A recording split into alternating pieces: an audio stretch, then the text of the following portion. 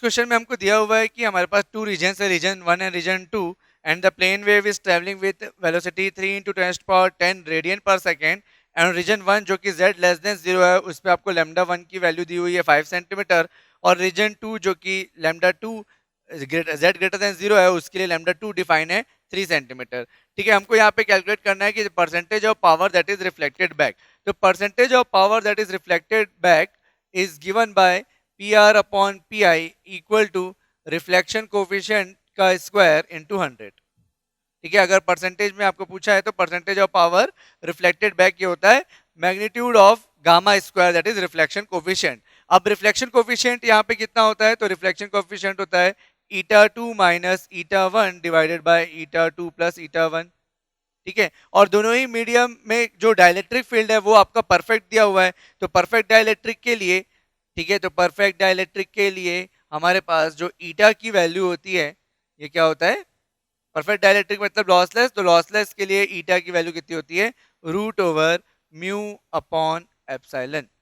ठीक है, तो अल्टीमेटली मुझे ईटा निकालना पड़ेगा और ईटा निकालने के लिए म्यू अपॉन एप्सिलॉन चाहिए, और म्यू यानी परमिबिलिटी हो गया और एप्सिलॉन मतलब परमिटिविटी हो गया। तो इन दोनों रीजन में हमको वेवलेंथ डिफाइन है। ठीक है, तो अब इसको हम किस तरीके से रिलेट कर सकते हैं, ठीक है, तो हम लोग इसको देखते हैं कि अगर मुझे ईटा निकालना है तो सबसे पहले मैं कोशिश करूंगा कि मुझे परमिबिलिटी और परमिटिविटी मिल जाए। ठीक है, और अगर मैं इसको लिखना चाहूँ तो ये मैं लिख सकता हूँ इसको 120 पाई, क्योंकि म्यू नॉट म्यू आर हो जाएगा और ये एप्सिलॉन नॉट एप्सिलॉन आर हो जाएगा। ठीक है, तो ये आ जाएगा 120 pi root over mu r divided by epsilon r.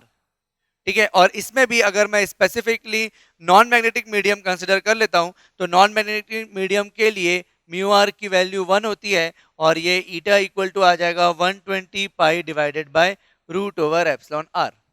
तो अगर देखा जाए तो मुझे जो इम्पिडेंस है वो होगा 120 pi divide by root over epsilon r.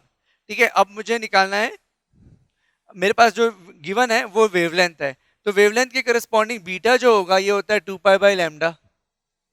ठीक है, और बीटा की वैल्यू और डिफाइन होती है ओमेगा रूट म्यू एप्सिलॉन से, या फिर इसको अगर मैं लिखूंगा तो ये हम लिख सकते हैं omega by c root over mu r epsilon r. Again for non magnetic medium अगर मैं कंसिडर करूं नॉन मैग्नेटिक, जैसे मैंने वहां पे कंसिडर किया हुआ है, तो for non magnetic medium epsilon mu r की वैल्यू 1 हो जाएगी, और म्यू आर की वैल्यू अगर 1 हो गई तो बीटा को मैं क्या लिख सकता हूं, ओमेगा अपॉन सी रूट ओवर एप्सिलॉन आर। ठीक है, and this is equal to 2 pi by lambda.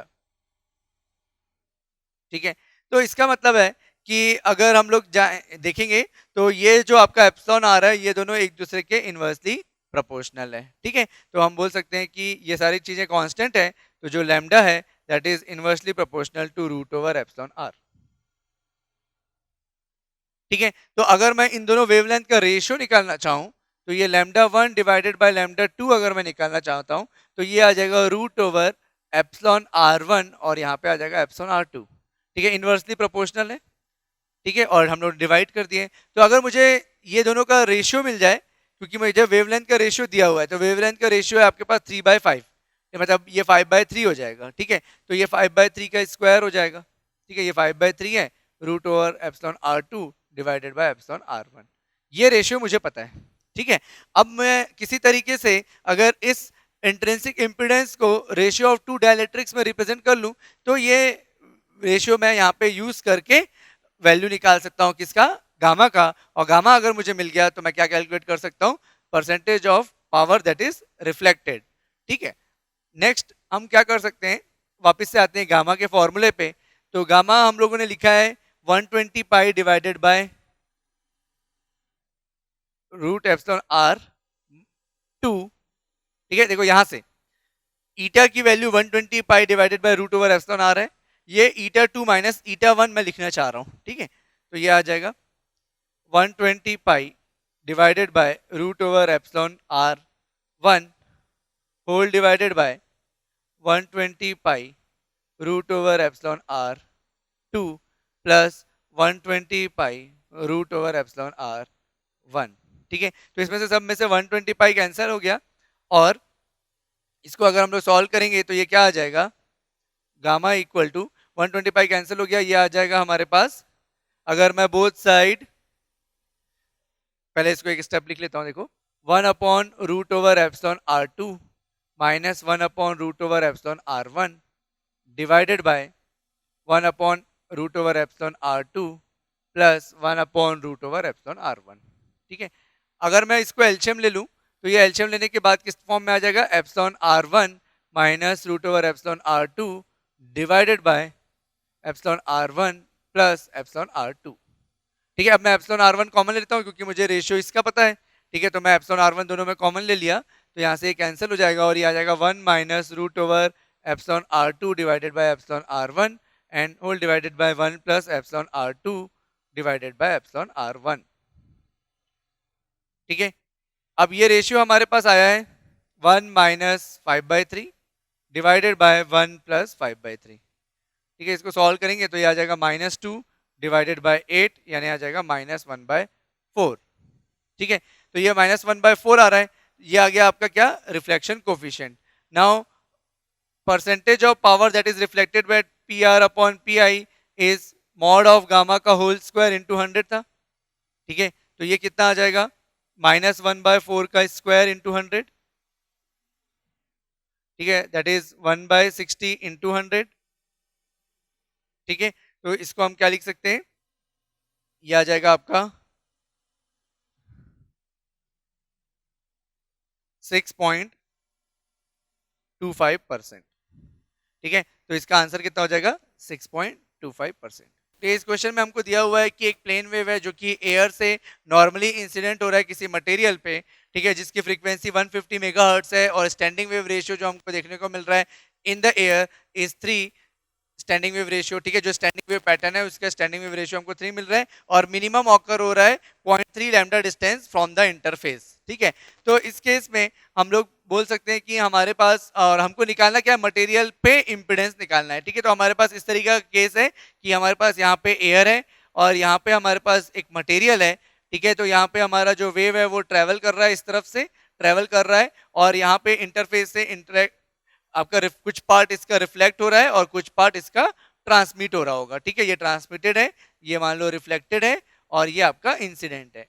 ठीक है, तो यहाँ पे मटेरियल पे, ठीक है, इस मटेरियल पे मुझे क्या निकालना है, इंपिडेंस की वैल्यू निकालनी है। ठीक है, तो अब जैसा कि हम लोग देख रहे हैं कि इसमें स्टैंडिंग वेव रेशियो हमको गिवन है, तो जब स्टैंडिंग वेव रेशियो दिया रहता है तो हम लोग magnitude of reflection coefficient easily निकाल सकते हैं bye relation s-1 divide by s+1।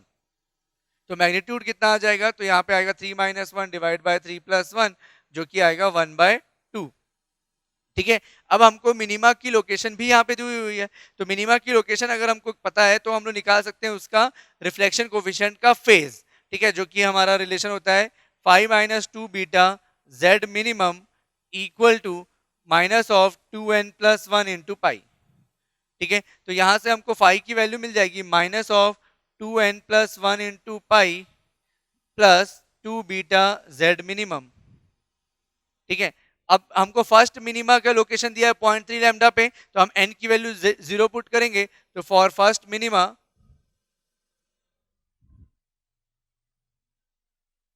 z equal to n equal to 0 put करेंगे, तो n इक्वल टू 0 पुट करने के बाद phi equal to minus pi plus 2 into 2 pi by lambda यहाँ से आ जाएगा और मिनिमम डिस्टेंस आपको दिया हुआ है 0.3 लैम्डा पे। ठीक है, तो यहाँ से ये लैम्डा और ये लैम्डा कैंसिल हो गया और ये आ जाएगा 1.2, तो माइनस पाई प्लस 1.2 पाई और इसको सॉल्व करने के बाद आ जाएगा 0.2 पाई।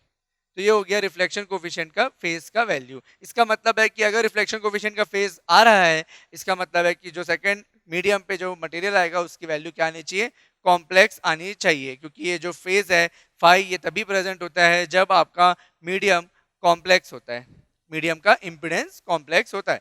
ठीक है, तो इस तरीके से मैं रिफ्लेक्शन कोफिशिएंट को अगर मैं डिफाइन करना चाहूँ तो ये हो जाएगा मैग्नीट्यूड और इट्स फेज e⁻j फाई, तो ये आ रहा है 1/2 एंड e⁻j 0.2 पाई। तो ये आपके रिफ्लेक्शन कोफिशिएंट की वैल्यू है। ठीक है, अब रिफ्लेक्शन कोफिशिएंट क्या होता है, तो रिफ्लेक्शन कोफिशिएंट होता है 𝜂2 माइनस 𝜂1 डिवाइडेड बाय 𝜂2 प्लस 𝜂1। मुझे सेकेंड रीजन पे मटेरियल पे इम्पिडेंस की वैल्यू निकालनी है, फर्स्ट आपका एयर है। ठीक है, तो इसको अगर मैं सॉल्व करता हूँ तो ये आ जाएगा gamma +1 divide by gamma minus one, ठीक है।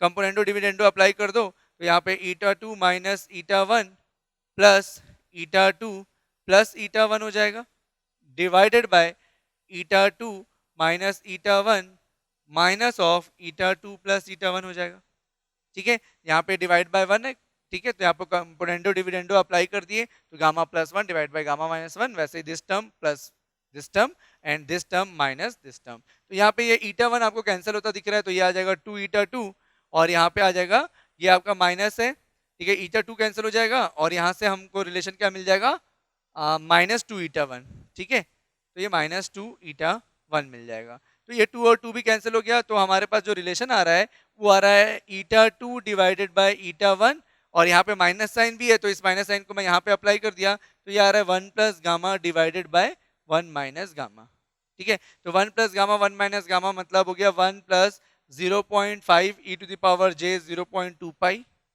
Divided by one minus 0.5 e to the power j 0.2 pi, ठीक है।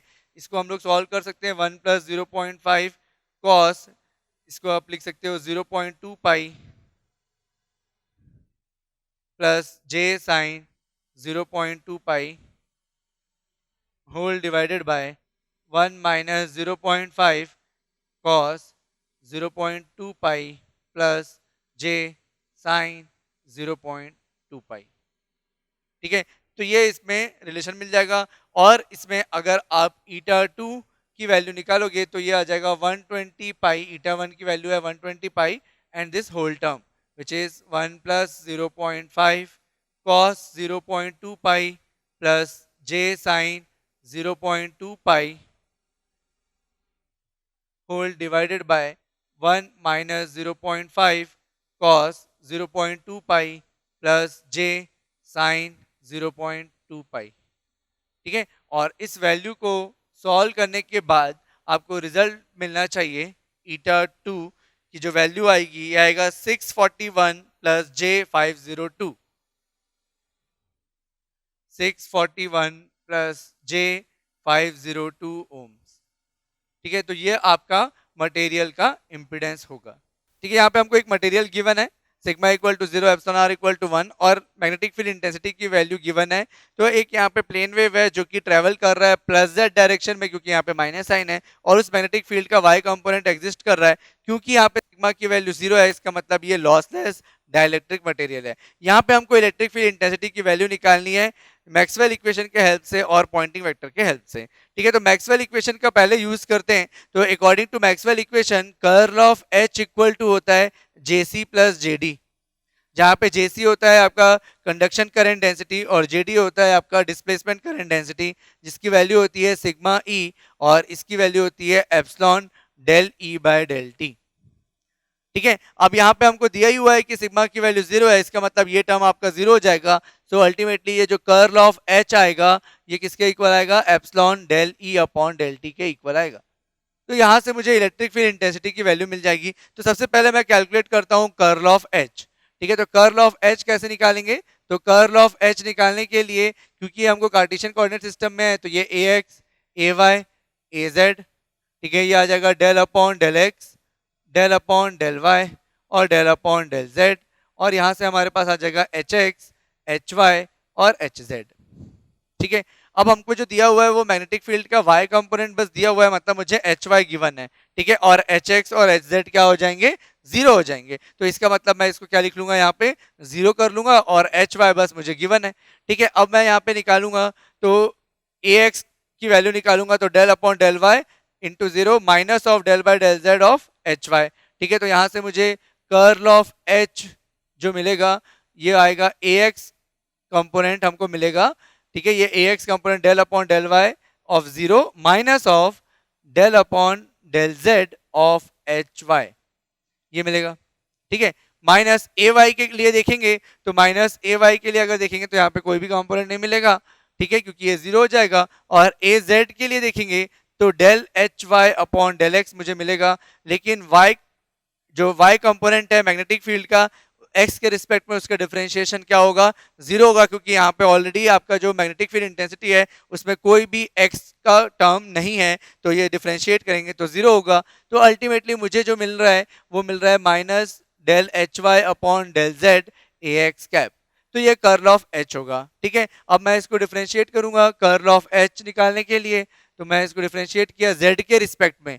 ठीक है, जेड के रिस्पेक्ट में एच को मैंने डिफरेंशिएट किया, तो यहां से मुझे क्या मिल जाएगा, -4 साइन, और ऑलरेडी माइनस साइन था। ठीक है, एक बार मैं यहां पे फिर से लिख देता हूं, माइनस ऑफ, ठीक है माइनस ऑलरेडी था, अब मैं इसको डिफरेंशिएट कर रहा हूं, तो डिफरेंशिएट करने की वजह से -4 साइन 10⁻60 -0.01 जेड, ठीक है ये आएगा।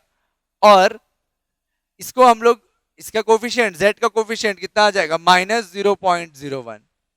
ठीक है, ये मल्टीप्लाई हो जाएगा और ए एक्स कैप।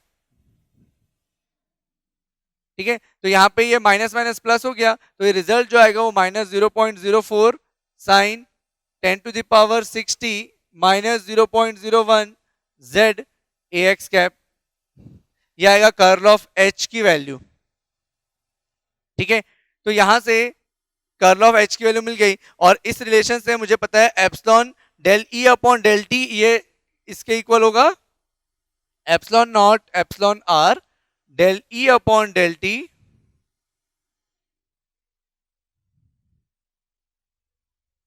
इसके इक्वल हो जाएगा -0.04 sine 10⁻60 -0.01 Z A X cap. ठीक है, अब मुझे यहाँ पे क्या करना पड़ेगा, इसको इंटीग्रेट करना पड़ेगा with respect to time. Epsilon r की वैल्यू 1 है, तो यहाँ पे एप्सिलॉन नॉट आ जाएगा, और ई की वैल्यू मुझे मिल जाएगी -0.04 integration with respect to time of sine 10⁻60 -0.01 into Z A X cap D T. ठीक है, इसको हम लोग सॉल्व करेंगे तो साइन का इंटीग्रेशन कितना हो जाएगा टाइम के रिस्पेक्ट में, माइनस कॉस, तो ये आ जाएगा -0.04, और यहाँ पे आ जाएगा minus cos sine 10⁻60 -0.01 Z A X cap, और डिवाइडेड बाय, ठीक है ये एप्सिलॉन नॉट को भी डिवाइड कर देते हैं यहाँ पे, और 10⁻6। ठीक, तो ये पूरे टर्म आ जाएंगे। अब इसके बाद इसको सॉल्व करेंगे तो माइनस माइनस प्लस आ जाएगा 0.04 cos 10⁻60 -0.01 Z A X cap, और इनको सॉल्व करने के बाद ये आपका फाइनल आंसर आ जाना चाहिए 4.52 किलोवोल्ट। ठीक है 4.52, तो इसका मतलब है कि हमारे पास जो फाइनल आंसर आएगा इलेक्ट्रिक फील्ड का, ये आएगा 4.52 कॉस ऑफ 10⁻60 -0.01 जेड और ए एक्स कैप किलो वोल्ट पर मीटर। ठीक है, तो ये आपका फर्स्ट आंसर होगा यूजिंग मैक्सवेल्स इक्वेशन। ठीक है, अब सेम रिजल्ट मुझे मिलना चाहिए यूजिंग पॉइंटिंग वेक्टर। ठीक है, तो पॉइंटिंग वेक्टर का अगर यूज मैं करूंगा तो पॉइंटिंग वेक्टर के अकॉर्डिंग मुझे इलेक्ट्रिक फील्ड, मुझे मैग्नेटिक फील्ड तो दिया हुआ है, तो यहां पे हम निकालेंगे relation eta equal to E by H से। ठीक है, तो इन दोनों की पीक वैल्यू, ठीक, तो यहां से मुझे मिल जाएगा इलेक्ट्रिक फील्ड की peak value which is eta into H not. अब क्योंकि आपका एप्सिलॉन आर की वैल्यू 1 है, तो ये आपका 120 पाई ही होगा इंटू एच नॉट, तो मैग्नेटिक फील्ड की जो पीक वैल्यू है वो हमको गिवन है 4। ठीक है, तो ये आ जाएगा 480 पाई, ये आ जाएगा इलेक्ट्रिक फील्ड की पीक वैल्यू।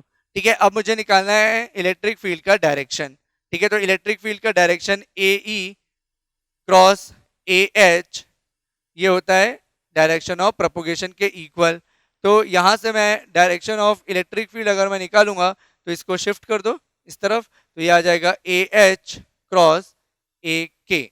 ठीक है, तो डायरेक्शन ऑफ मैग्नेटिक फील्ड कितना है, ए वाई है। ठीक है, और डायरेक्शन ऑफ वेव प्रोपोगेशन क्या है, प्लस जेड है, तो ये कितना आ गया ए एक्स। तो इसका मतलब ये है कि इलेक्ट्रिक फील्ड का एक्स कंपोनेंट ही एग्जिस्ट करेगा। ठीक है, तो अब हमारे पास इलेक्ट्रिक फील्ड का जो जनरल फॉर्म होगा वो होता है ई नॉट, ठीक है, और e to the power minus alpha z, क्योंकि सिग्मा की वैल्यू जीरो है, इसका मतलब ये लॉसलेस डाइलेक्ट्रिक है, मतलब इसमें कोई भी लॉस नहीं हो रहा है, इसका मतलब इसमें अल्फा की वैल्यू क्या होगी, जीरो होगी, तो e to power zero that is one. Now cos of omega t, मतलब ये हो गया omega T minus beta z, क्योंकि वेव जेड डायरेक्शन में ट्रेवल कर रहा है, और ए ई कैप, ये इसका जनरल फॉर्म होगा। और ई नॉट की वैल्यू आ रही है 480 पाई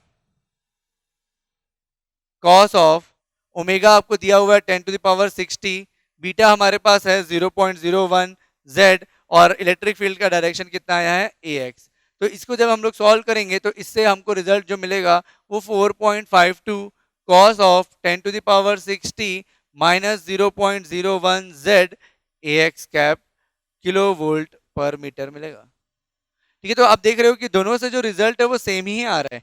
ठीक है, तो इसका मतलब है कि मैक्सवेल इक्वेशन को आप कभी भी यूज कर सकते हो जब आपको कोई एक फील्ड दिया हो और दूसरा फील्ड निकालना हो। ठीक है, अगर आपको इलेक्ट्रिक फील्ड दिया हो और आपको मैग्नेटिक फील्ड निकालना हो तो आप यूज कर सकते हो curl of E equal to minus del B upon del T, जो कि फैराडे लॉ से डिराइव होता है। ठीक है, तो अगर आपको प्लेन वेव का कंसेप्ट याद नहीं आ रहा है और अगर आपको इलेक्ट्रिक फील्ड की वैल्यू दी है और मैग्नेटिक फील्ड निकालना है तो आप मैक्सवेल इक्वेशन का यूज कर सकते हो। अदरवाइज अगर आपको प्लेन वेव का कंसेप्ट पता है तो ये बहुत ही सिंपल होता है कि ईटा के हेल्प से हम लोग पीक वैल्यू निकाल सकते हैं, चाहे वो इलेक्ट्रिक फील्ड हो चाहे मैग्नेटिक फील्ड हो, कोई भी एक आपको गिवन रहेगा, दूसरे का पीक वैल्यू आपको निकालना पड़ेगा। और डायरेक्शन ऑफ प्रोपोगेशन हमेशा हम लोग इस वेक्टर रिलेशन से निकालते हैं जो कि आपका पॉइंटिंग वेक्टर से आता है, क्योंकि पॉइंटिंग वेक्टर में P इक्वल टू क्या होता है, ई क्रॉस एच होता है। तो वहीं से हमारा ये कॉन्सेप्ट भी आया हुआ है कि जो वेव प्रोपोगेशन है वो क्या होता है, उसका जो यूनिट वेक्टर होता है वो आपका इलेक्ट्रिक फील्ड के यूनिट वेक्टर और मैग्नेटिक फील्ड के यूनिट वेक्टर का क्रॉस प्रोडक्ट होता है।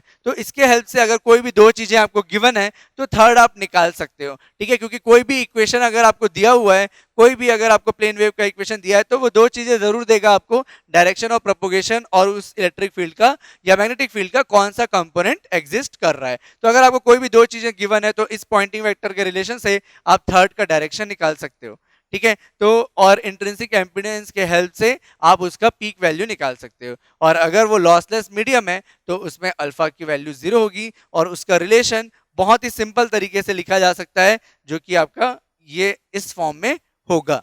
ये कॉस और साइन कुछ भी हो सकता है, वो डिपेंड करेगा कि आपको क्या गिवन है, और इसमें ओमेगा और बीटा की वैल्यू आपको गिवन रहेगी या फिर वो पैरामीटर्स दिए रहेंगे जिससे आप ओमेगा और बीटा की वैल्यू निकाल सको। ठीक है, तो इसका जो फाइनल आंसर होगा वो 4.52 cos 10�60 minus 0.01 Z A X cap होगा, और इसमें बीटा की वैल्यू 0.01 है, ओमेगा की वैल्यू 10�6 है। ठीक है, तो सेकेंड मेथड है हमारे पास पॉइंटिंग वेक्टर मेथड। तो पॉइंटिंग वेक्टर मेथड में अगर आपको मैग्नेटिक फील्ड इंटेंसिटी की वैल्यू गिवन है और इलेक्ट्रिक फील्ड इंटेंसिटी की वैल्यू निकालनी है तो इस इलेक्ट्रिक फील्ड इंटेंसिटी का जो फॉर्म होगा वो E naught e to the power minus alpha Z cos of omega T minus beta z और ए ई कैप होगा।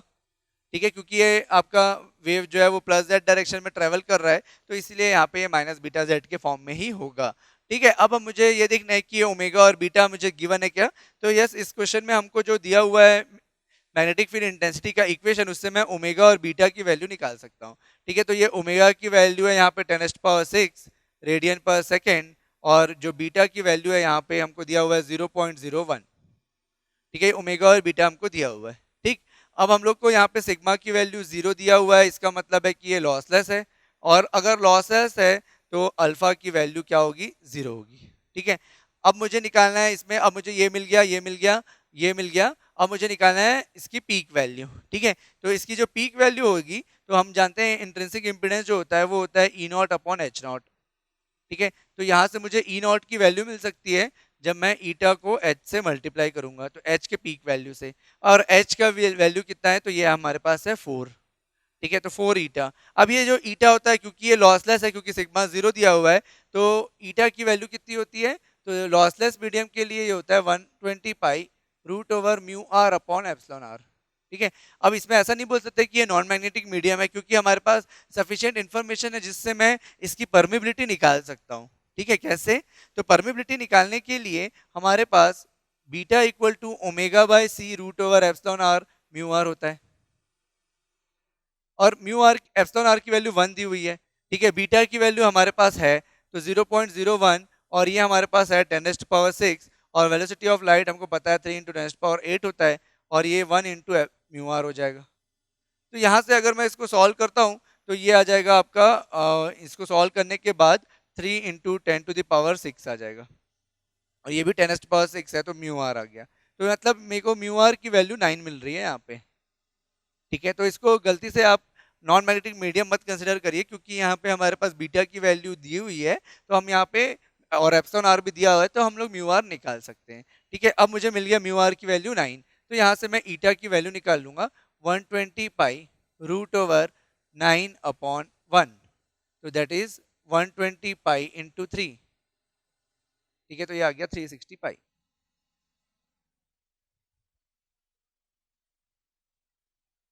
ठीक है, तो ये आ गया आपका ईटा का वैल्यू।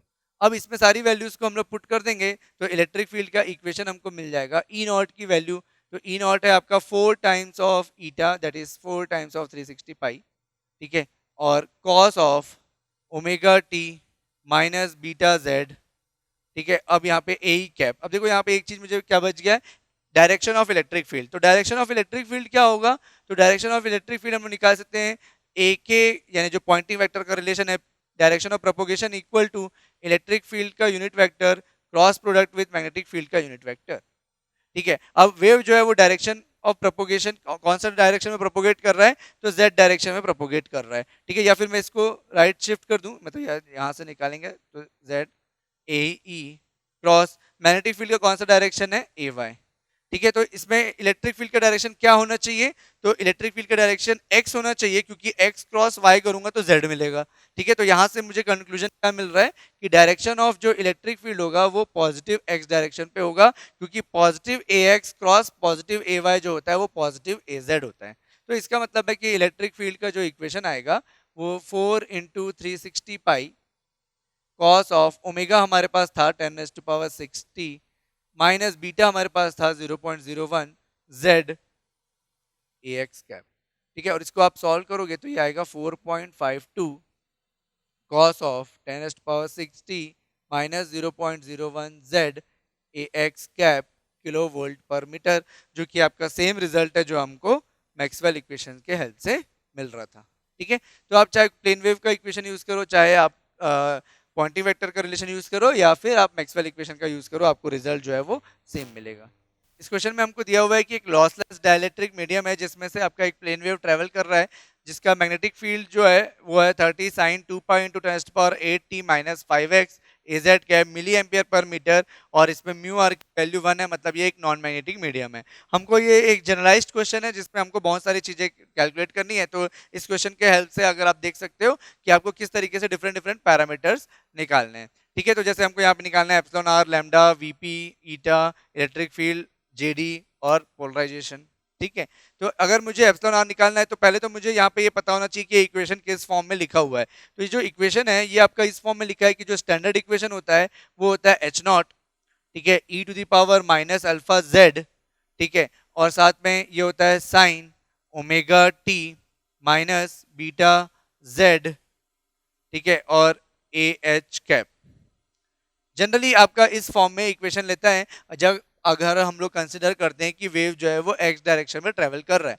अब यहाँ पे हमको जो दिया हुआ है कि ये लॉसलेस डाइलेक्ट्रिक है, तो लॉसलेस डाइलेक्ट्रिक के लिए अल्फा की वैल्यू 0 होती है। ठीक है, तो फॉर लॉसलेस डाइलेक्ट्रिक अल्फा की वैल्यू जो है वो 0 होती है। ठीक है, तो अल्फा की वैल्यू 0 होगी तो e⁻0 1 हो जाएगा। और दूसरी चीज यहाँ पे ये चीज है कि जो हम लोग लिए थे यहाँ पे जो इक्वेशन हम लोग लेते हैं वो नॉर्मली ये लेते हैं कि z डायरेक्शन में ट्रेवल कर रहा है। ठीक है, वेव जो है वो z डायरेक्शन में ट्रेवल कर रहा है, बट यहाँ पे जो क्वेश्चन में जो दिया हुआ है उसके अकॉर्डिंग जो है यहाँ पे हमको x दिया हुआ है। ठीक है, यहाँ पे एक्सपोनेंशियल टर्म नहीं है क्योंकि लॉसलेस है। ठीक है, तो अल्फा की वैल्यू 0 हो गई, तो यहाँ पे x दिया हुआ है, मतलब wave is travelling in positive x direction. ठीक है, तो अगर मैं देखूंगा तो यहाँ पे wave is travelling in plus X direction. ठीक है, वेव जो है वो पॉजिटिव एक्स डायरेक्शन में ट्रेवल कर रहा है, because of this term we can conclude this one. और ए एच यानी मैग्नेटिक फील्ड का जो कंपोनेंट है वो क्या है, जेड कंपोनेंट है। ठीक है, अब हमको निकालना क्या है, पहला चीज अगर कंपेयर हम लोग करेंगे तो यहां से हमको बीटा की वैल्यू मिल जाएगी। ठीक है, तो बीटा की वैल्यू हमको मिल रही है 5, ओमेगा की वैल्यू मिल रही है 2 पाई इंटू 10⁸ 8। ठीक है, म्यू आर की वैल्यू हमको दिया हुआ है कि 1 है। ठीक है, तो अब मुझे निकालना है परमिटिविटी। तो परमिटिविटी निकालने के लिए हम लोग यूज करेंगे रिलेशन फेज कांस्टेंट का। तो फेज कांस्टेंट मतलब होता है बीटा, और बीटा इक्वल टू कितना होता है, omega divide by c root over mu r epsilon r. ठीक है, ये होता है लॉसलेस के लिए। ठीक है, तो यहाँ पे ओमेगा की वैल्यू है 2 पाई इंटू 10⁸ डिवाइडेड बाय, ये हमको दिया है 3 इंटू 10⁸। ठीक है, velocity of light. Mu r की वैल्यू है 1, एप्सिलॉन आर की वैल्यू हमको निकालनी है, और ये जो बीटा है ये हमको दिया है 5।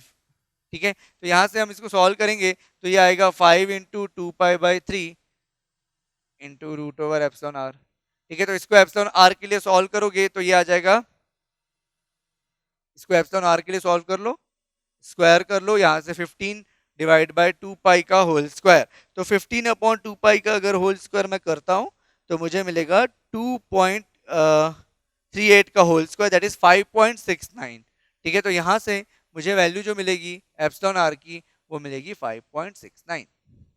ठीक है, 15 अपॉन 2 पाई का होल स्क्वायर। तो ये हमारा पहला आंसर होगा। अब मुझे निकालना क्या है, वेवलेंथ। तो वेवलेंथ निकालने के लिए हम लोग यूज करेंगे लैम्डा। लैम्डा निकालना है मतलब 2 पाई बाय बीटा हो जाएगा, ये relation beta equal to 2 pi by lambda वाला। ठीक है, अब यहाँ पे हमको निकालना है ये 2 पाई बाय 5। तो ये हमारा सेकेंड आंसर हो जाएगा 2 पाई बाय 5। ठीक है, जिसकी वैल्यू आप कैलकुलेट कर सकते हो, और इसकी वैल्यू अराउंड 1.256 आएगा। ठीक है, नेक्स्ट हमको निकालना है वीपी। ठीक है, ये आएगा 1.256। वीपी हमको निकालना है नेक्स्ट। तो वीपी होता है ओमेगा बाय बीटा। ठीक है, ओमेगा हमको कंपेयर करके मिल गया, बीटा भी हमको मिल गया कंपेयर करके 5। तो ये 2 पाई बाय 5 आएगा, मतलब ये सेम वही आएगा 1.256 इंटू 10⁸8 मीटर पर सेकेंड। ठीक है, ये आपका थर्ड आंसर हो गया। नेक्स्ट हमको निकालना है ईटा। तो ईटा हम लोग निकाल सकते हैं क्योंकि ये लॉसलेस दिया हुआ है। तो लॉसलेस के लिए ईटा कितना होता है, तो 120 pi root over mu r divided by epsilon r. ठीक है, तो ये म्यू आर की वैल्यू 1 है। ठीक है, और एप्सिलॉन आर की वैल्यू हमको दी हुई है, यहाँ से हमने निकाल दिया था कि ये 5.69 आ रहा है। ठीक है, तो ये पूरा सॉल्व करने के बाद ईटा की जो वैल्यू आएगी 158.4। ठीक है, ईटा की वैल्यू आ रही है 158.4।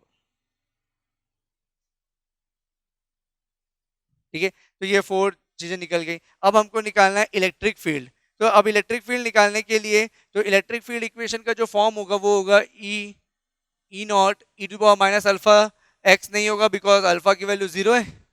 अब यहाँ पे ये साइन के फॉर्म में दिया हुआ है, तो sign omega T minus beta x और ए ई कैप। ठीक है, अब मुझे निकालना पड़ेगा इलेक्ट्रिक फील्ड का डायरेक्शन। तो इलेक्ट्रिक फील्ड का जो डायरेक्शन होगा ये होगा आपका ए एच क्रॉस ए के इक्वल।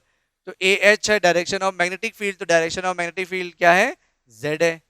ठीक है, ए के direction of wave propagation, wave कौन से डायरेक्शन में प्रोपोगेट हो रहा है, ए एक्स। ठीक है, तो यहाँ पे wave is travelling in x direction, मतलब ए के की वैल्यू कितनी हो जाएगी, ए एक्स, और मैग्नेटिक फील्ड का डायरेक्शन क्या है, ए जेड। तो ए जेड क्रॉस ए एक्स कितना आ जाएगा, प्लस ए वाई। ठीक है, तो ये चीज मिल गई। अब ओमेगा और बीटा हमको दिया, अब सिर्फ क्या बच गया, ई नॉट।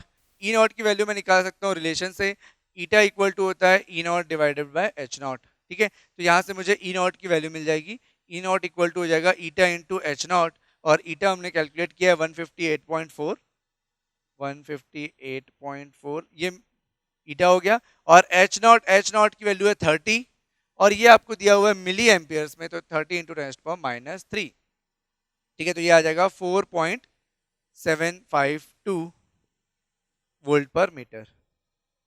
ठीक है, इस बार एक बार इसका आंसर चेक कर लेंगे, तो इसका आंसर आ रहा है 4.752। यस, ठीक है, अब हमारे पास सारी वैल्यूज आ चुकी है, तो अब मैं इलेक्ट्रिक फील्ड का इक्वेशन लिख सकता हूँ। तो ये इलेक्ट्रिक फील्ड का जो इक्वेशन होगा ये आएगा 4.752 साइन ऑफ ओमेगा की वैल्यू है हमारे पास 2 पाई इंटू 10⁸टी, बीटा की वैल्यू है 5, तो ये हो गया 5x, और इलेक्ट्रिक फील्ड का y कंपोनेंट वोल्ट पर मीटर में। ठीक है, अब हमको निकालना है डिस्प्लेसमेंट करंट डेंसिटी। तो डिस्प्लेसमेंट करंट डेंसिटी होता है JD and it is denoted by del D. D मतलब हो गया epsilon naught epsilon are into E, ठीक है, डिवाइडेड बाय डेल टी। ठीक है, तो इसमें हम लोग सारी वैल्यूज रख देते हैं। एप्सिलॉन नॉट की वैल्यू हमको पता है कांस्टेंट है, एप्सिलॉन आर की वैल्यू हमने निकाला है 5.69, ठीक है, और ई का पीक वैल्यू है हमारे पास 4.752।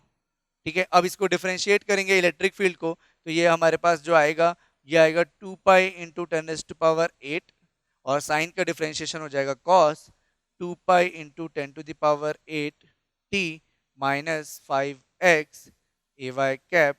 और इस पूरे को आप जब सॉल्व करोगे तो जे डी की वैल्यू आएगी 0.15, ठीक है, cos of 2 pi into 10⁸ T minus 5x A Y ampere per metre square. तो ये आपका फाइनल आंसर होगा जेडी का। ठीक है, अब यहाँ पे हमको पोलराइजेशन भी निकालना था, तो इलेक्ट्रिक फील्ड का डायरेक्शन क्योंकि वाई डायरेक्शन पे है तो जो पोलराइजेशन होगा वो भी वाई डायरेक्शन में होगा। पोलराइजेशन हमेशा इलेक्ट्रिक फील्ड के डायरेक्शन पे होता है, वो प्लस और माइनस कुछ भी हो, लेकिन हम लोग इन जनरल जो बोलेंगे वो पोलराइजेशन जो होगा वो वाई डायरेक्शन में होगा। अगर यहाँ पे माइनस ए वाई भी आता तो हम नॉर्मली यही बोलते कि पोलराइजेशन जो है वो वाई डायरेक्शन पे है। ठीक है, तो इस तरीके से ये सारी वैल्यूज हम लोग कैलकुलेट कर सकते हैं। इस क्वेश्चन में हमको दिया हुआ है कि एक यूनिफॉर्म प्लेन वेव है in a lossy medium has a phase constant of 1.6 radian per meter at 10⁷ hertz and its magnitude is reduced by 60% for every 2 meter traveled. We have to find the skin depth and speed of wave. ठीक है, पहले तो हम लोग को speed of wave निकालना है, तो स्पीड ऑफ वेव हम लोग इजिली निकाल सकते हैं। तो अगर स्पीड ऑफ वेव कैलकुलेट मुझे करना है तो हम फॉर्मूला होता है फेज वेलोसिटी का, that is omega upon beta, और यहाँ से हम निकाल सकते हैं 2 पाई इंटू एफ। एफ है आपके पास 10⁻7 और बीटा है हमारे पास 1.6। तो यहाँ से हमको वीपी की वैल्यू मिल जाएगी अराउंड 3.927 इंटू 10⁻7 मीटर पर सेकेंड। तो this is our first answer, phase velocity. Next हमको निकालना है कि आपका स्किन डेप्थ कितना होगा। ठीक है, तो अगर हम लोग प्लेन वेव का इक्वेशन जानते हैं तो प्लेन वेव का जो इक्वेशन होता है ये होता है आपका electric field vector E naught e to the power minus alpha Z cos of omega T minus beta Z A cap. ये एक जनरल फॉर्म होता है आपके इलेक्ट्रिक फील्ड का इन प्लेन वेव। ठीक है, तो इसमें ये आपका जो E naught e to the power minus alpha z term है ये इसके एम्पलीट्यूड को शो करता है, और ये जो बीटा जेड टर्म है ये उसके फेज को शो करता है। यहाँ पे हम लोग एज्यूम किए हुए हैं कि वेव जो है वो पॉजिटिव जेड डायरेक्शन में ट्रेवल कर रहा है। ठीक है, बट यहाँ पे हमको दिया हुआ है कि जो एम्पलीट्यूड है दैट इज रिड्यूस्ड बाय 60%, मतलब आपका जो पीक एम्पलीट्यूड है जो कि z इक्वल टू 0 पे है। ठीक है, अगर मैं इसका डायग्राम ड्रॉ करता हूं तो at z equal to 0 we are getting the peak values like this. ठीक है, मान लो कि इस तरीके से हमारा जो एम्पलीट्यूड है z इक्वल टू 0 पे वो कितना है, ई नॉट है। ठीक है, और जैसे जैसे हम z को इंक्रीज करते जाते हैं तो उसके जो एम्पलीट्यूड है वो by factor e to power minus alpha z से रिड्यूस होते जा रहा है। ठीक है, तो यहाँ पे मान लेते हैं कि ये after travelling distance z equal to del, ये क्या हो रहा है, रिड्यूस हो रहा है। ठीक है, by factor by reduce by 60%। ठीक है, तो 60% से रिड्यूस हो रहा है, तो ये 60% से रिड्यूस हो गया, मतलब इस पे कितना बचेगा 0.4 टाइम्स ऑफ ई नॉट। 60% से रिड्यूस हो चुका है मतलब 40% बचा है, तो उसकी मैक्सिमम वैल्यू का 40% मतलब ई नॉट का 40% कितना हो जाएगा 0.4। ठीक है, अब हमको निकालना है यहाँ पे स्किन डेप्थ है। तो सपोज करो, और यहाँ पे हमको एक चीज ये भी दिया हुआ है कि ये डेल डिस्टेंस नहीं है, यहाँ पे 2 मीटर डिस्टेंस ट्रेवल करने के बाद वो 60% से रिड्यूस हुआ है, तो z इक्वल टू यहाँ पे कितना हो जाएगा 2 मीटर हो जाएगा। ठीक है, तो ये जो आपका इलेक्ट्रिक फील्ड है जो मैक्सिमम ई नॉट था z इक्वल टू 0 पे 2 मीटर डिस्टेंस ट्रेवल करने के बाद 60% से रिड्यूस होके 0.4 ई नॉट हो गया है। ठीक है, तो इसका मतलब है कि आपका पीक एम्पलीट्यूड अब कितना हो चुका है 0.4 टाइम्स ऑफ ई नॉट हो चुका है। कितने का, तो मैक्सिमम एम्पलीट्यूड ई नॉट और e to the power minus alpha कितना डिस्टेंस ट्रेवल करने के बाद, तो 2 मीटर डिस्टेंस ट्रेवल करने के बाद। ठीक है, तो यहाँ पे ये E naught and E naught will get cancel and we will get 0.4 e to the power minus 2 alpha, and if we take ln 0.4 this is minus 2 alpha, and we get the value of alpha from here, that is around 0.4581 Napier पर metre. ठीक है, तो ये value आ रही है आपकी alpha की। और हमको पता है कि स्किन डेप्थ की वैल्यू क्या होती है, तो skin depth is defined as delta equal to 1 upon alpha, so this is 1 upon 0.4581, और इसकी वैल्यू हो जाएगी आपकी 2.182 मीटर। ठीक है, तो स्किन डेप्थ कितना आ जाएगा, 2.182 मीटर, और वेलोसिटी हम निकाल चुके हैं। तो इस तरीके से हम लोग क्या कर सकते हैं, डिस्टेंस या एटेन्यूएशन कांस्टेंट की वैल्यू निकाल सकते हैं। हो सकता है कि आपको क्वेश्चन में दिया हो कि x डिस्टेंस ट्रेवल करने के बाद, है ना, उसमें हमारे पास जो रिडक्शन हो रहा है वो आपका रिड्यूस बाय 20 dB है। ठीक है, तो उस केस में आपको कितने फैक्टर से रिड्यूस हो रहा है ये कैलकुलेट करना पड़ेगा। ठीक है, सो हमारे पास जो नेक्स्ट क्वेश्चन है, a vessel under waters requires a minimum signal level of 20 microvolt per meter. What is the depth in the sea that can be reached by aeroplane which transmit a 4 megahertz plane wave? The wave has electric field intensity 100 volt per meter. The propagation is vertical into the sea. For sea water, sigma is 4, mu r is 1 and epsilon r is 81। ठीक है, तो ये पूरा जो question आपको जो दिया हुआ है बहुत ही अच्छा क्वेश्चन है। ये एक तरीके से थोड़ा सा लेंथी जरूर है, बट ये अच्छा क्वेश्चन है।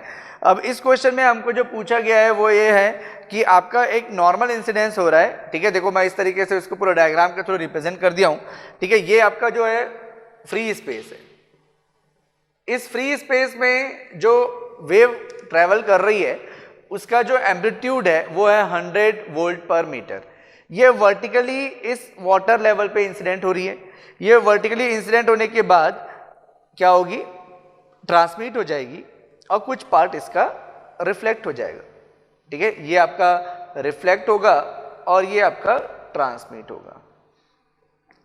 ठीक है, तो जितना भी वेव हमारा ट्रांसमिट होगा, उस ट्रांसमिटेड वेव जब वो वाटर के अंदर ट्रेवल करेगी तो क्योंकि उसके में सिग्मा की वैल्यू 4 है, मतलब कि डेफिनेटली वहां पे क्या होगा, लॉस होगा। ठीक है, क्योंकि सिग्मा अगर प्रेजेंट है मतलब वहां पे कंडक्शन लॉसेस होंगे। जो भी लॉस होगा उस लॉस की वजह से क्या होगा, वेव का जो एम्पलीट्यूड है वो रिड्यूस होते जाएगा। और एट पर्टिकुलर डिस्टेंस d के बाद हमको चाहिए कि इलेक्ट्रिक फील्ड की जो वैल्यू है वो 20 माइक्रोवोल्ट पर मीटर हो जानी चाहिए। ठीक है, तो जैसे जैसे वेव ट्रैवल करेगा अंडर वाटर, उसकी वैल्यू जो है इलेक्ट्रिक फील्ड की वैल्यू एटेन्यूएट होगी बाय एटेन्यूएशन कांस्टेंट। ठीक है, तो अगर हम इसके लिए, ये फ्री स्पेस है और क्योंकि फ्री स्पेस है तो इसमें कोई भी लॉस नहीं होगा, तो अल्फा 1 इसके लिए 0 होगा, तो इसके लिए अल्फा 2 प्रेजेंट होगा बिकॉज यहाँ पे ये वाटर है। अब हमको ये चेक करना है कि वाटर किस टाइप का मीडियम होगा। ठीक है, तो वाटर के लिए हम लोग निकालेंगे सिग्मा अपॉन ओमेगा एप्सिलॉन की वैल्यू। ठीक है, तो यहाँ पे सिग्मा की वैल्यू दी है 4, ओमेगा होगा 2 pi, frequency of the wave is given as 4 megahertz, so 4 into 10 to the power 6 into epsilon are into epsilon naught, तो एप्सिलॉन आर 81 दिया है और ये एप्सिलॉन नॉट। ठीक है, ये सारी वैल्यू को अगर मैं कैलकुलेट करूंगा तो ये वैल्यू मुझे मिल रही है, जब मैं सॉल्व कर रहा हूं इसको, तो ये आ रहा है 221.9। ठीक है, सो यहां पे हम देख रहे हैं कि ये जो सिग्मा अपॉन ओमेगा एप्सिलॉन है, it is very very greater than 1, so we can say the medium is good conductor. ठीक है, जब sigma upon omega epsilon very very greater than 1 होगा तो उस मीडियम को मैं गुड कंडक्टर बोल सकता हूं। अगर गुड कंडक्टर है वाटर तो उसके लिए जो एटेन्यूएशन कांस्टेंट अल्फा 2 होगा, अल्फा 2 की value root over pi f mu sigma होगा। तो ये वैल्यू मैं कैलकुलेट कर सकता हूं। पाई फ्रीक्वेंसी जो है ये आपका 4 मेगाहर्ट्ज दिया है, 4 into 10⁻⁶ mu naught into sigma, ये आएगा 4। ठीक है, यहाँ से हम वैल्यू कैलकुलेट कर लेंगे, तो इसकी वैल्यू आनी चाहिए, ये हमारे पास आ रहा है pi into 4 into 10⁻⁶ into mu naught into 4, 7.94। तो ये जो वैल्यू आ रही है 7.94 नेपियर पर मीटर आ रही है। ठीक है, तो इसकी वैल्यू मेरे पास यहाँ पे हाँ ठीक है, ये 7.94 आ रही है। क्लियर? तो ये वैल्यू है अल्फा 2 की। अब देखो ये अल्फा 2 मैं निकाल तो लिया उस मीडियम का, लेकिन मुझे ये पता करना पड़ेगा कि ये जो इंसिडेंट हो रहा था 100 वोल्ट पर मीटर, उसका कितना पार्ट ट्रांसमिट हो रहा है। तो कितना पार्ट ट्रांसमिट हो रहा है ये देखने के लिए मैं कैलकुलेट करता हूँ ट्रांसमिशन कोफिशिएंट। ठीक है, तो ट्रांसमिशन कोफिशिएंट क्या होता है?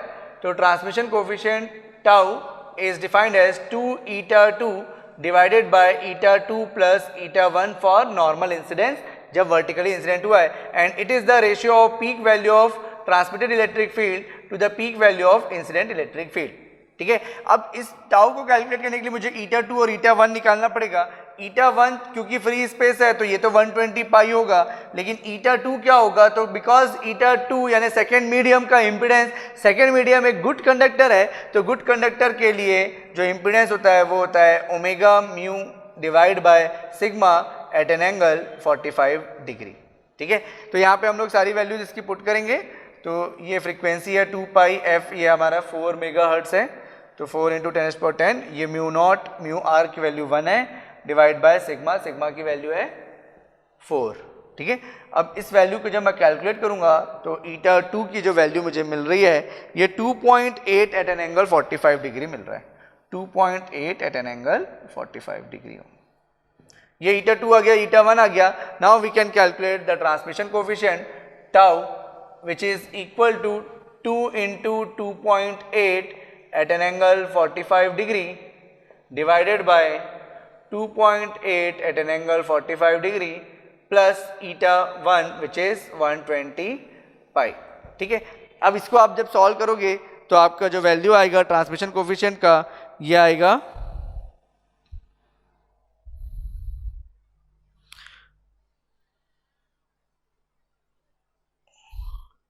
14.77 into 10⁻³ 14.77 into 10 to the power -3 at an angle 44.7।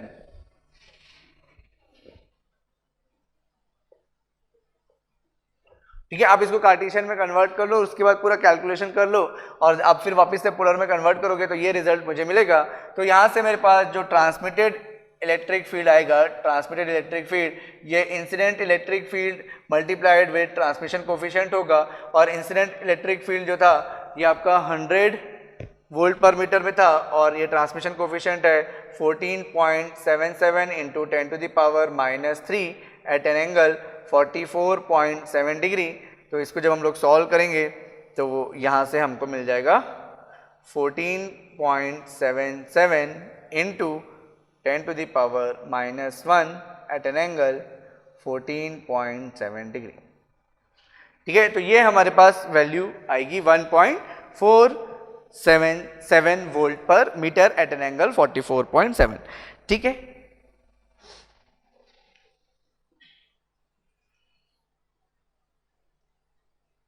इसमें जो एंगल है इसकी जरूरत नहीं है मुझे एज सच, बिकॉज आपका जो वेव जब ट्रैवल कर रहा है तो उसके एम्पलीट्यूड में एटेन्यूएशन हो रहा है ना। तो ये जो हमारा 1.477 आया, ये जो वेव है ये आपका क्या हो रहा है, वाटर के अंदर ट्रांसमिट हो रहा है।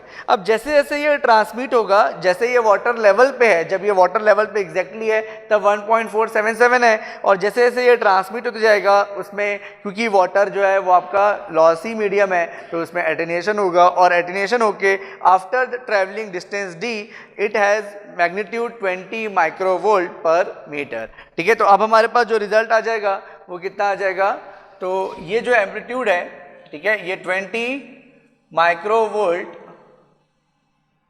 पर मीटर होगा। इंसिडेंट जब हो रहा है, जस्ट जब वो वाटर पे एंटर कर रहा है, तो उसकी वैल्यू है 1.477 and e to the power -α2 into D.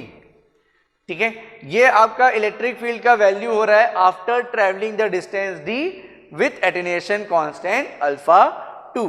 ठीक है, अब हमारे पास ये वैल्यू मुझे कैलकुलेट करनी है, फिर इसके बाद मेरे पास आंसर आ जाएगा। ठीक है, तो 20 into 10 to the power -6 divided by 1.477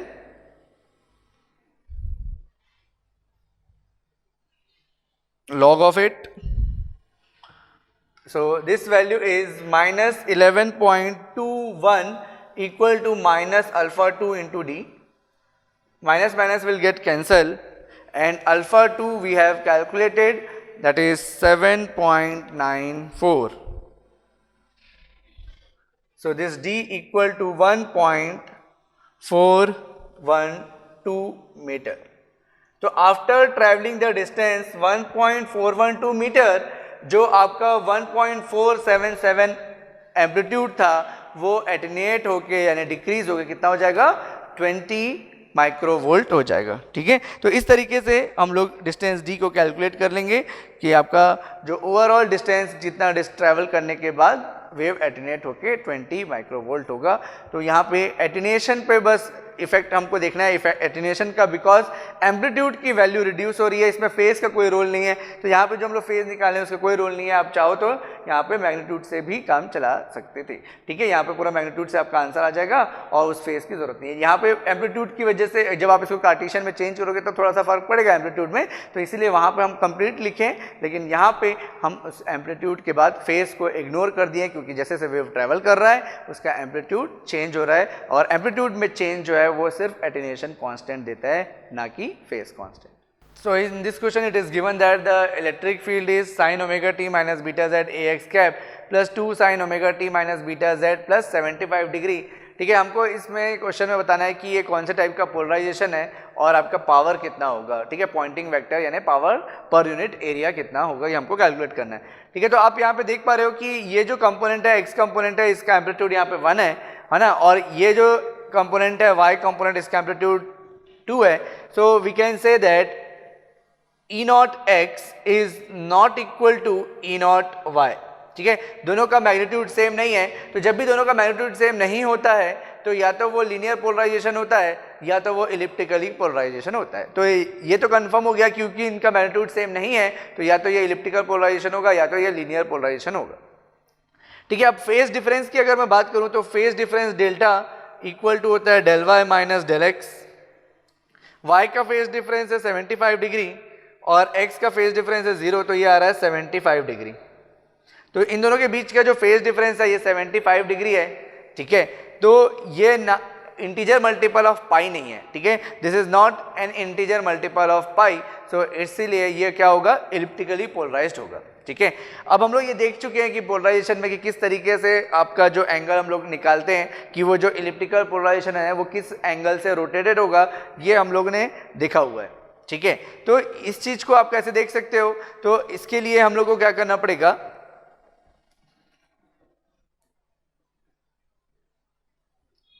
यहां पे हमारे पास x है, ये y है और ये z है। ठीक है, अब ये इलिप्टिकली पोलराइज्ड है। ठीक है, तो ये इलिप्टिकली पोलराइज्ड है तो किसी पर्टिकुलर एंगल से ये रोटेटेड है यहां पे। ठीक है, अब उसके बाद जो भी ये रोटेशन हो रहा होगा, ठीक है, जो भी ये रोटेशन हो रहा होगा, मान लो कि कुछ इस तरीके से रोटेशन हो रहा है, ये ऐसा है, ये इलिप्टिकली पोलराइज्ड है और ये कुछ इस टाइप का डायग्राम बन रहा है।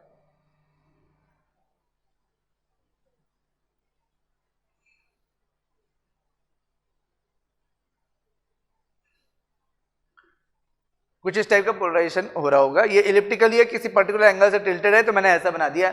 अब देखो यहाँ पे x का फेज कितना है, तो x का फेज 0 है और y का फेज 75 है। तो y का फेज 75 है मतलब उसका एंगल जो है वो पॉजिटिव है, तो यानी कि ये लीड कर रहा है, y जो कंपोनेंट है ये लीड कर रहा है और x कंपोनेंट जो है वो लैग कर रहा है। तो कौन से टाइप का पोलराइजेशन है, इलिप्टिकल पोलराइजेशन है, लेकिन लेफ्ट है कि राइट है, ये निकालने के लिए हम लोग क्या करते हैं, लीड से लेग की तरफ जाते हैं। तो जब मैं लीड से लेग की तरफ जा रहा हूं, ठीक है, और डायरेक्शन ऑफ प्रोपोगेशन हमारा आउटसाइड द बोर्ड है। ठीक है, तो ये आपका कौन से हैंड से कवर होगा, तो हमारा जो पोलराइजेशन हो रहा है वो इस डायरेक्शन पे हो रहा है। ठीक है, ये शॉर्टकट है हमारे पास निकालने के लिए, पोलराइजेशन निकालने के लिए। तो अगर मैं इस तरीके से रोटेशन करता हूं तो थंब जो है वो इनसाइड द बोर्ड जा रहा है, तभी ये फिंगर जो है वो इस रोटेशन को फुलफिल कर पाएगा। लेकिन थंब जब इनसाइड द बोर्ड जाएगा, इसका मतलब wave should be propagating in minus z direction, क्योंकि पॉजिटिव z आपका आउटसाइड द बोर्ड है। ठीक है। वेव जो है that is travelling in the positive z direction. तो इसका मतलब है कि मुझे यहाँ पे कौन सा हैंड यूज करना पड़ेगा, लेफ्ट हैंड यूज करना पड़ेगा, क्योंकि थंब जो आ रहा है वो आउटसाइड द बोर्ड आ रहा है और फिंगर जब मैं एनसर्कल कर रहा हूँ तो वो इस डायरेक्शन पे ही एनसर्कल हो रहा है। इसका मतलब है कि ये कौन से टाइप का पोलराइजेशन है, तो ये इस तरीके से लेफ्ट इलिप्टिकली पोलराइज्ड होगा। ठीक है, तो ये होगा लेफ्ट हैंड इलिप्टिकली पोलराइजेशन। ठीक है, तो जो फर्स्ट क्वेश्चन हमसे पूछा गया था कि which type of polarization is this, that means it is a left hand elliptically polarization. Now second जो मुझे पूछा था, इस इलेक्ट्रिक फील्ड के लिए पावर पर यूनिट एरिया क्या होगा, टाइम एवरेज पॉइंटिंग वेक्टर यानी पावर पर यूनिट एरिया। तो पावर पर यूनिट एरिया होता है ई नॉट का square divided by 2 into eta and A K cap direction of propagation. E naught जो होता है वो इलेक्ट्रिक फील्ड की पीक वैल्यू होती है, तो इलेक्ट्रिक फील्ड की जो पीक वैल्यू होगी ये हम लोग कैलकुलेट कर सकते हैं root over E not x direction पे उसका amplitude plus E not y का स्क्वायर, क्योंकि ये आपका एक वेक्टर क्वांटिटी है तो इसका जो सम होगा वो वेक्टर सम होगा, तो इसमें एक्स कंपोनेंट का स्क्वायर प्लस वाई कंपोनेंट का square and root over it. हम लोग को ई नॉट स्क्वायर निकालना है, तो ई नॉट स्क्वायर जो होगा वो होगा E not X square plus E not Y square. ठीक है, अब यहाँ से हम लोग वैल्यू पुट कर देते हैं, तो टाइम एवरेज पॉइंटिंग वेक्टर आ जाएगा, this is 1 and this is 2 का square divided by 2 into 120 pi and direction of propagation is a Z. ठीक है, wave is travelling in positive z direction. ठीक है, इसको सॉल्व आप करोगे तो यू विल गेट, इसको सॉल्व करते हैं, 5 divided by 240 pi, this is 6.63 milli watt per metre square. ठीक है, तो इस क्वेश्चन का जो करेक्ट आंसर होगा वो 6.63 होगा। और जो फर्स्ट क्वेश्चन था, state the polarization of the electric field, that is state the polarization of plane wave, that is left hand elliptically polarized. So next question है हमारे पास प्लेन वेव का। A perpendicular polarized wave is incident at an angle 15 degree, it is propagating from medium 1 to medium 2। Medium 1 is defined by epsilon r1 equal to 8.5 and mu r1 equal to 1 and sigma 1 equal to 0 and medium 2 is free space. Incident wave is having peak electric field 1 millivolt per meter. Determine the magnitude of reflected electric field, incident magnetic field and reflected magnetic field. ठीक है, ये सारी चीज़ें हमको calculate करनी है। तो हमारे पास यहाँ पे इस तरीके से डायग्राम दिया हुआ है ना, मान लो कि ये मीडियम 1 है, ये मीडियम 2 है। ठीक है, तो ये हमारे पास ये सारे पैरामीटर हमको मीडियम 1 के बारे में दिया हुआ है, मीडियम 2 के बारे में दिया हुआ है कि ये फ्री स्पेस है, मतलब म्यू r2 और एप्सिलॉन r2 की वैल्यू वहाँ पे 1 होगी। ठीक है, अब हमको जो कैलकुलेट करना है वो है रिफ्लेक्टेड इलेक्ट्रिक फील्ड की पीक वैल्यू, ठीक है, इंसिडेंट मैग्नेटिक फील्ड की पीक वैल्यू और रिफ्लेक्टेड मैग्नेटिक फील्ड की पीक वैल्यू, ये सारी चीज़ें मुझे कैलकुलेट करनी है। तो जब भी हमको रिफ्लेक्टेड वेव कैलकुलेट करना हो तो हमारे पास जो कॉन्सेप्ट आता है वो आता है रिफ्लेक्शन कोफिशिएंट का। तो reflection coefficient for perpendicular polarized wave ये होता है ratio of reflected value, reflected electric field का peak value divided by incident electric field का पीक वैल्यू।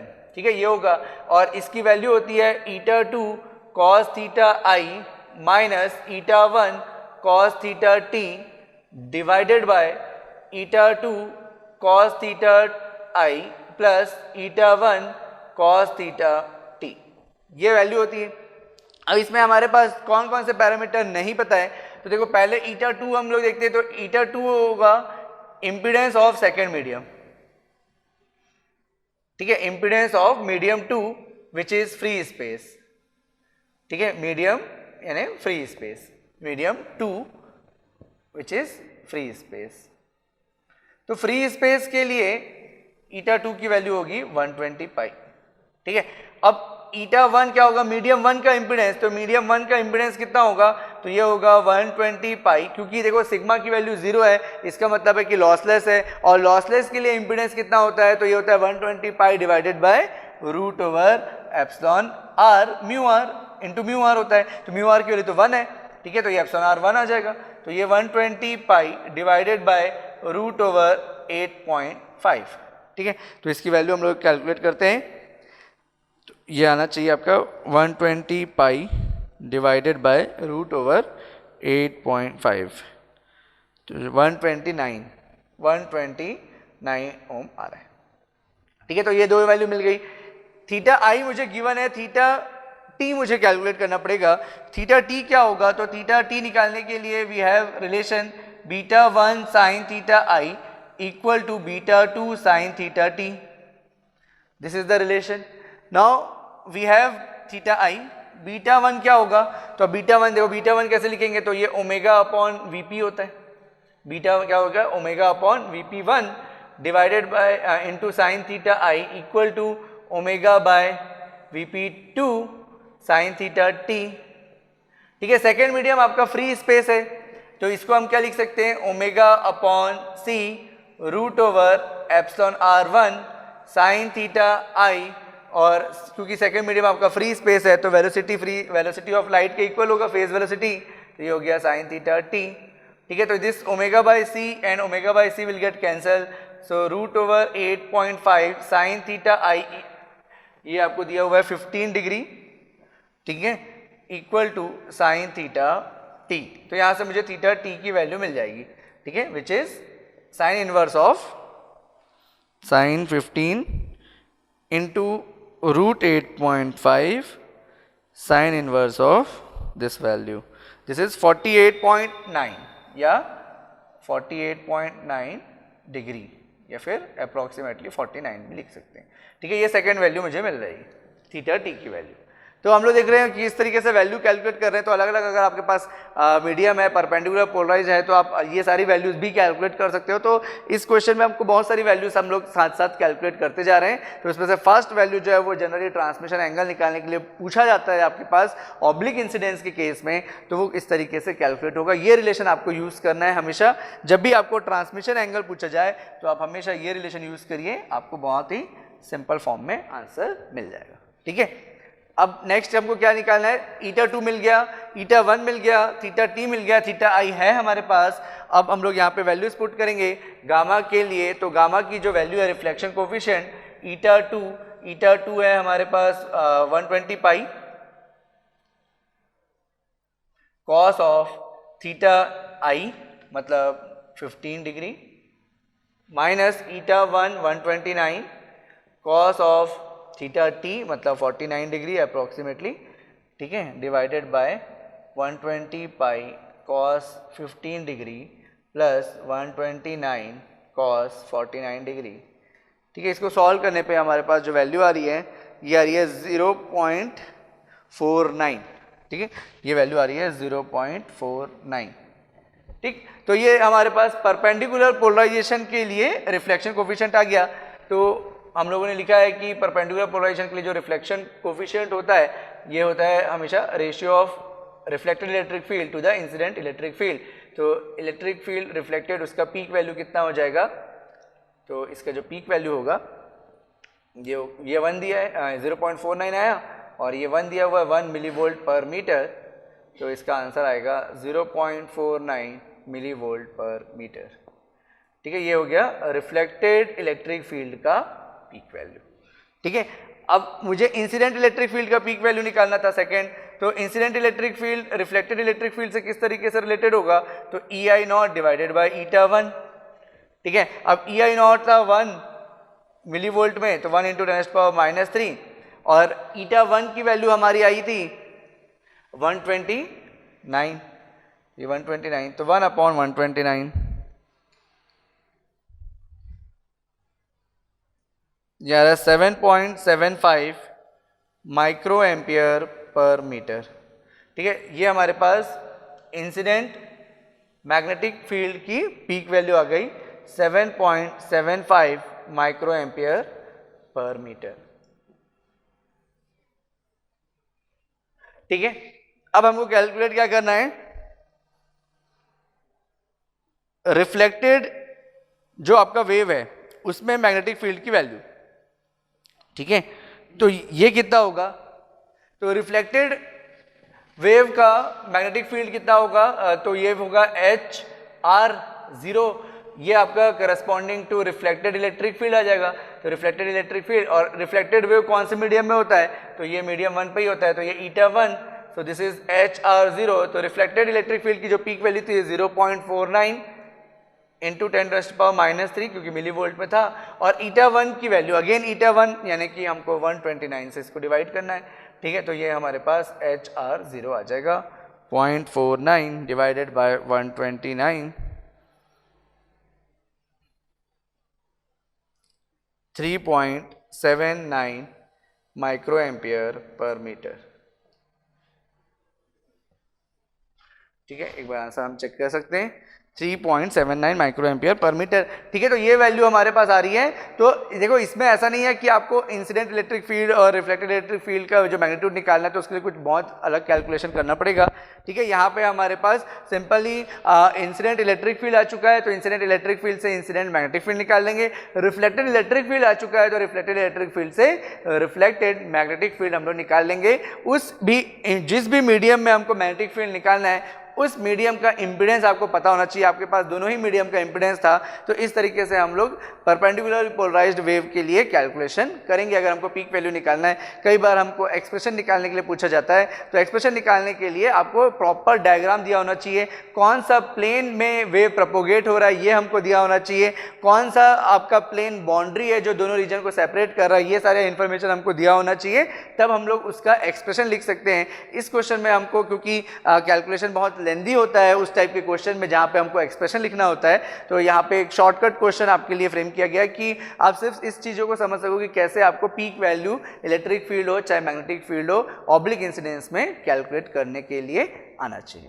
सो नेक्स्ट क्वेश्चन है हमारे पास, a parallel polarized beam of light with an electric field amplitude of 10 volt per meter is incident in air on polystyrene with mu r equal to 1 epsilon equal to 2.6. If the incident angle at air polystyrene interface boundary is 50 degree, determine the reflectivity and transmittivity. Second है power carried by incident, reflected and transmitted beams if the spot on the boundary illuminated by incident beam is 1 meter square in area. ठीक है, तो यहाँ पे मैंने लिख के रखा है आपके पास मीडियम 1 एयर है, कितने एंगल से इंसिडेंट कर रहा है एयर पॉलिस्टीरीन में 50 डिग्री से, और उसका पीक एम्पलीट्यूड है 10 वोल्ट पर मीटर। हमारे पास सेकंड मीडियम है एप्सिलॉन आर 2.6, म्यू आर की वैल्यू 1 है। ठीक है, अब देखो यहाँ पे हमको ट्रांसमिटिविटी निकालना है और रिफ्लेक्टिविटी निकालना है। तो रिफ्लेक्टिविटी क्या होती है, रिफ्लेक्टिविटी इसको हम लोग आर से डिनोट करते हैं for parallel polarisation. It is reflection coefficient for parallel polarisation, इसके मैग्नीट्यूड का स्क्वायर। एंड ट्रांसमिटिविटी क्या होती है, ट्रांसमिटिविटी ये होगा आपके पास T parallel for 1 minus R parallel. ठीक है, तो इसका मतलब ये हुआ कि अल्टीमेटली मुझे गामा पैरेलल निकालना है, और गामा पैरेलल क्या होगा, reflection coefficient for parallel polarisation.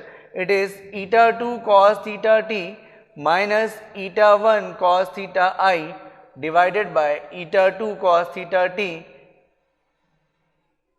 plus eta 1 cos theta I। ठीक है, तो इसमें मेरे पास ऑलमोस्ट सारी चीजें अननोन है, लाइक ईटा 1, पहले हम लोग बोलते हैं ईटा 1, तो ईटा 1 क्योंकि एयर है तो एयर के लिए 120 पाई है, तो ये डायरेक्टली लिख लूंगा। ठीक है, थीटा आई अगर मुझे बोला जाए तो थीटा आई मुझे दिया हुआ है 50 डिग्री, तो ये मेरे को मिल जाएगा। लेकिन अगर मुझे थीटा 2 निकालना है या ईटा 2 निकालना है तो मुझे रिलेशन यूज करना पड़ेगा, beta 1 sine theta I equal to beta 2 sine theta T. ठीक है, बीटा 1 एयर है तो एयर के लिए ओमेगा बाई सी होगा, साइन थीटा आई मतलब 50 डिग्री, और बीटा 2 कितना हो जाएगा, तो omega by c root over epsilon r, मतलब ये हो गया हमारे पास 2.6 साइन थीटा टी। ठीक है, तो ये ओमेगा बाई सी कैंसिल हो जाएगा, तो यहाँ से मुझे थीटा टी की वैल्यू मिल जाएगी। थीटा टी जो होगा ये होगा sine 50 divided by root over 2.6 sine inverse of this value 28.36।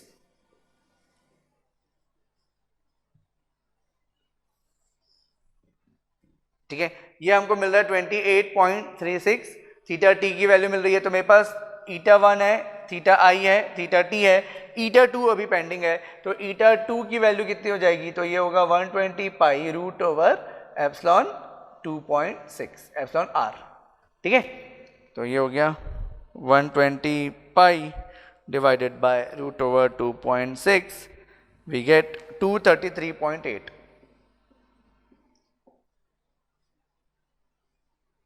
ये वैल्यू आ रही है। ठीक है, अब ये सारी वैल्यूज को मैं जब पुट करूंगा इस इक्वेशन पे तो यहाँ पे वैल्यू आ जाएगी ईटा 2 यानी ये हो गया 233.8 कॉस थीटा टी मतलब 28.36 माइनस ईटा 1 मतलब हो गया 120 पाई कॉस थीटा आई यानी cos 50 degree divided by eta 2 हो गया 233.8 cos theta t 28.36 प्लस 120 पाई cos 50 डिग्री।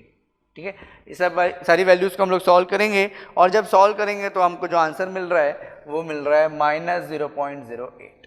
ठीक है, ये वैल्यू मैं डायरेक्ट लिख रहा हूँ, आप कैलकुलेट कर लेंगे तो आपको मिल जाएगा -0.08। तो यहाँ से मेरे पास रिफ्लेक्टिविटी आ जाएगी 0 पॉइंट, इसका मैग्नीट्यूड का स्क्वायर तो -0.08 के मॉड का स्क्वायर।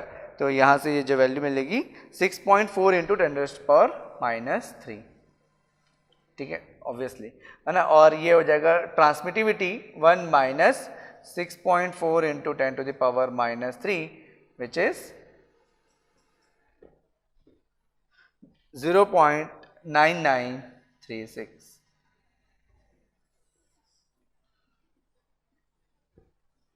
ठीक है, ये फर्स्ट पार्ट का आंसर है आपका। अब सेकंड पार्ट में हमको पूछा गया था power carried by incident wave. तो power carried by incident wave कितना होगा, तो इंसिडेंट वेव में जो पावर होगा ये कितना हो जाएगा, पावर हमको पूछा गया है। ठीक है, तो पावर होगा EI0 स्क्वायर डिवाइडेड बाय 2 ईटा 1, ये ऑब्लिक इंसिडेंस है तो cos थीटा आई। ठीक है, और इनटू एरिया, क्योंकि पावर पूछा गया है। ठीक है, ये मैं पावर निकाल रहा हूं ना कि पॉइंटिंग वेक्टर। ये आपका पॉइंटिंग वेक्टर है और इसमें मैंने एरिया का मल्टीप्लिकेशन कर दिया। इंसिडेंट वेव का जो मैग्नीट्यूड था वो 10 था तो 10 का स्क्वायर हो गया, और जो फर्स्ट मीडियम था वो एयर था तो 120 पाई हो गया। इंसिडेंट एंगल आपका 50 डिग्री है और एरिया हमको 1 दिया हुआ है। ठीक है, 1 मीटर स्क्वायर में ही दिया है तो ये 1 आ जाएगा। तो इसको हम लोग सॉल्व करते हैं, देखते हैं कितना आएगा ये।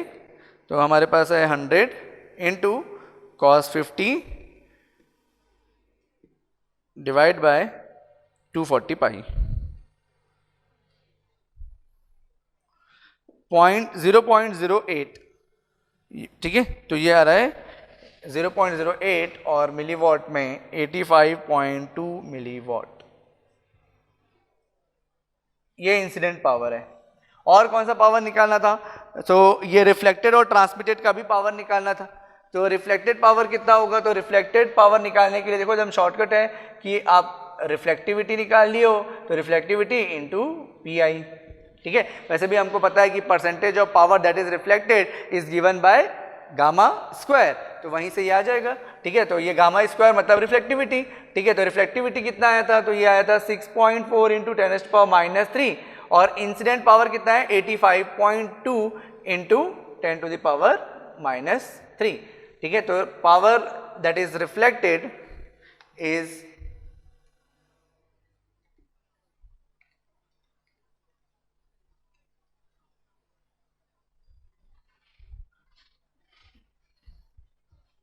0.55 मिलीवॉट। ठीक है, इट इज 0.545 आ रहा है मेरा मिलीवॉट। ठीक है, और ऐसे ही हम लोग ट्रांसमिटेड पावर निकाल लेंगे तो ये होगा ट्रांसमिटिविटी इंटू PI। ट्रांसमिटिविटी आया 0.9936 इंटू इंसिडेंट पावर 85.2 इंटू 10⁻⁻3।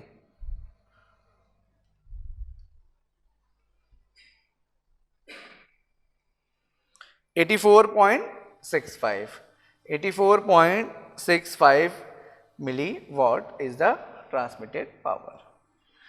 ठीक है, तो मोस्ट ऑफ द पावर जो है वो ट्रांसमिट हो रहा है, कुछ पावर रिफ्लेक्ट हो रहा है। तो इस तरीके से आपको पावर निकालना है। रिफ्लेक्टिविटी और ट्रांसमिटिविटी नया टर्म होगा मे बी आपके लिए, तो वो आपको समझना है कि वो सिंपल वही है जो हम लोग बोलते हैं percentage of power that is transmitted और the percentage of power that is reflected. ठीक है, 1 माइनस गामा स्क्वायर होता है percentage of power that is transmitted, तो उसी को 1 माइनस हम लोगों ने यहाँ पे डिनोट किया है 1 minus reflectivity, and the percentage of power that is reflected is magnitude of reflection coefficient इसका स्क्वायर, तो यही आपका रिफ्लेक्टिविटी होता है।